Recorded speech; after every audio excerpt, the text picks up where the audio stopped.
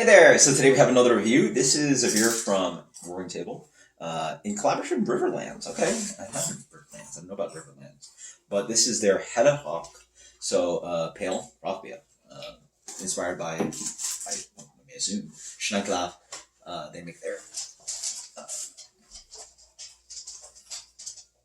Helles Rauch beer, right? I don't know. Helles Rauch beer, right? Rauch beer, right? This is in collaboration with their friends from downtown.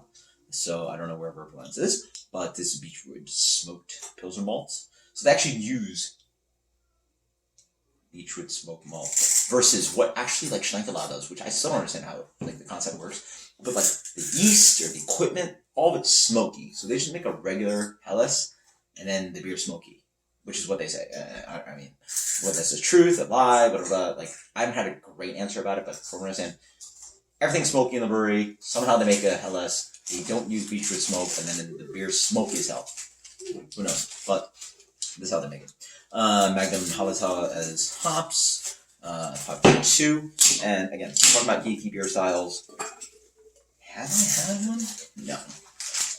Out of the, I want to say like, by now, it's got to be like, I have to be pushing 10,000 different beers that I've had in my life. I have to be, right?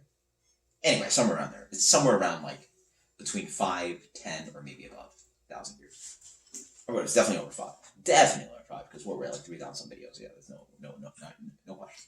So somewhere either under or above 10,000 beers. I don't think I've ever had a smoked Helles outside of Schneckler.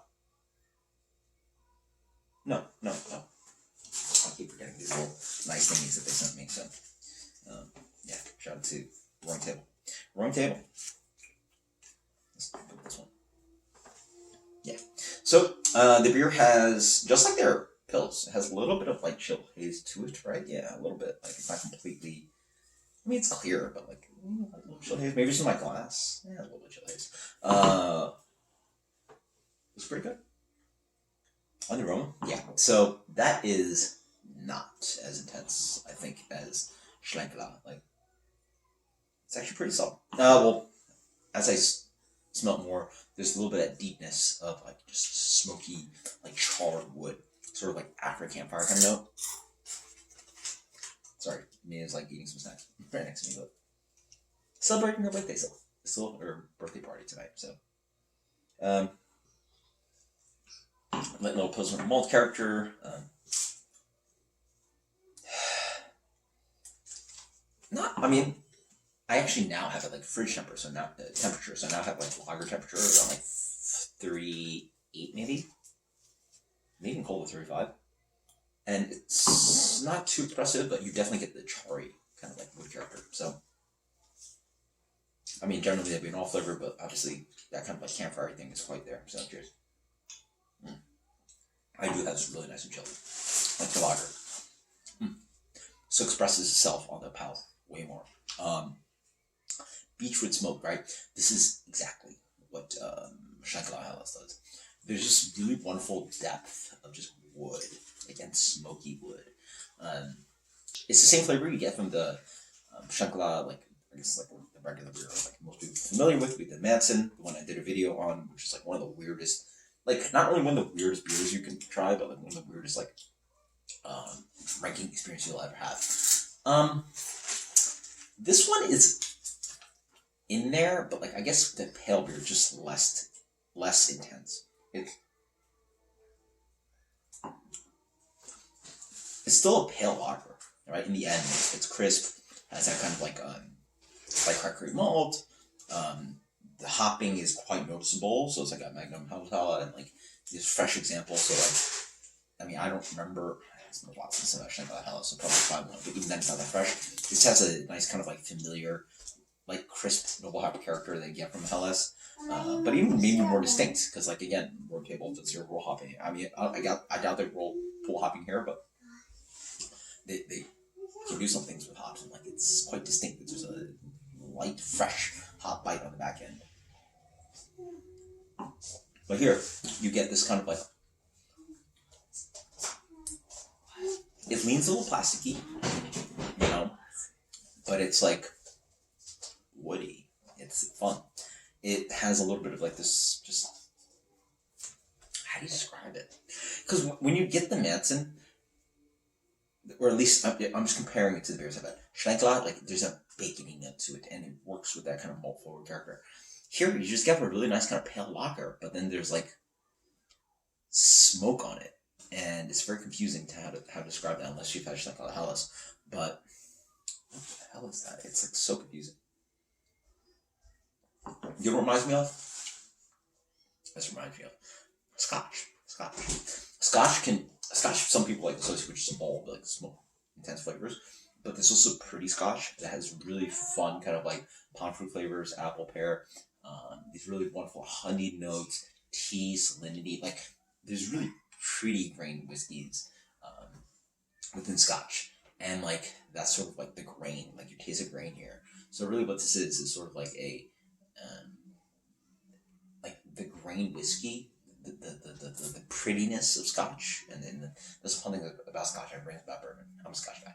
Scotch has really like these really pretty, like delicate, floral, like grainy, pretty notes that sort of like sit with like a pale beer like this. But then they can also throw in the Scotch with it, or the smoke with it. And it's nothing. This is nothing heavy like an Isla or other familiar brands like Ferrari and Lagavulin, where they're so intense. These are just really light, pretty notes. So how do you describe it?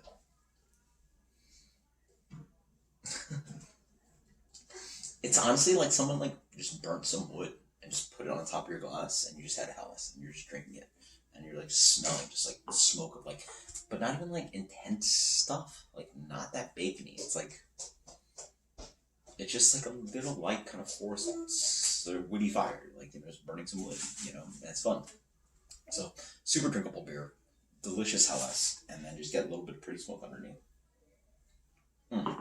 Sorry, the smoke sort of hits this, and then the beer's underneath it. But they all like play pretty well and cute together. So, and when cold right now, it's very enjoyable. Like it's just another layer to add to a really well constructed Helles. So, yeah, I'm enjoying it. I mean, again, a geeky beer drinker's beer, right? Like it's just like who's making Rauch Helles or Helles Rauch and Rauch beer in the U.S., but they're doing it. This would just be like okay, so great execution, great drinkability, repeatability. Honestly, I throw it in there, right? Sorry, excuse me. If you're having a session, every third beer with this would be fun, right? Like I don't know if I want to go back to back, smoke. Not that it's too intense, just like, do I need to smoke all the time? But like it'd be fun, like doing a range. Hell, you can drink like low ABV, high ABV, but like just throwing something in where it's like pale, delicious, but also smoky. A little bit more interesting. Try it out. It's fun. Rating? I mean, this is just a delicious Helles, right?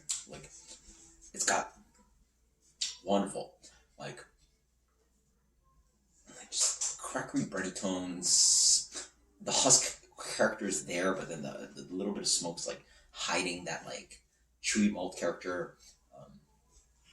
Get nice kind of just like hoppiness. The hoppiness is certainly there. Not as intense as the pills, but like there's a rounded like kind of like hop flavor that sort of sits there of like again like black tea and like grassiness.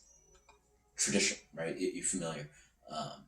Not as intense I find as like not grassy as Vine Chiffon like Helles original, but it just sits there pretty. Like there's a pretty light. I'm curious what the Helles tastes like, because the Helles must be so crushable, like unbelievably so. And then that pretty smoke note just like hides, and as it warms up, as your palate gets acclimated. It's a fun thing about smoke. You get more acclimated to it, so the beer tastes a little bit sweeter. It tastes more like rain, tastes a little bit more like hops, but then it cuts in and out as you drink it, right? It's one of the beers. Again, the fun thing about beer sometimes with these session beers is that you can have it and you can think about it, and it'll hit you with the flavors, But you can also not think about it. And I can not think about it and drink the helles, enjoy it. But if I look for the smoke, it's obviously there, right? And I'll drink it and the smoke will be in the background. But then, like, I'm gonna look for it, the smoke's there, right? Morning table, you guys know what you're doing. Like, this is a beer geeks drinker kind of beer. Like, you get beers that are drinkable, not worthy of thinking, but then, like, you can think about it too. And that's the fun thing about beer, right? Like, that's what's great about it, because it's sessionable. When you drink cocktails and other things at higher ABV, you have to sort of just, like, take it, enjoy it for what it is and the complexity of it is, and that's it. Whereas this, you can drink 16 ounces of it, and it's 5%. Keep thinking about it. You're going to take way more sips. You're going to take 5 times as many sips, right? At the same ABV. So, and you can think about it, not think about it, think about it, not think about it, and you can session it, and you can spend your time about it, and go along your day with it. So, yeah.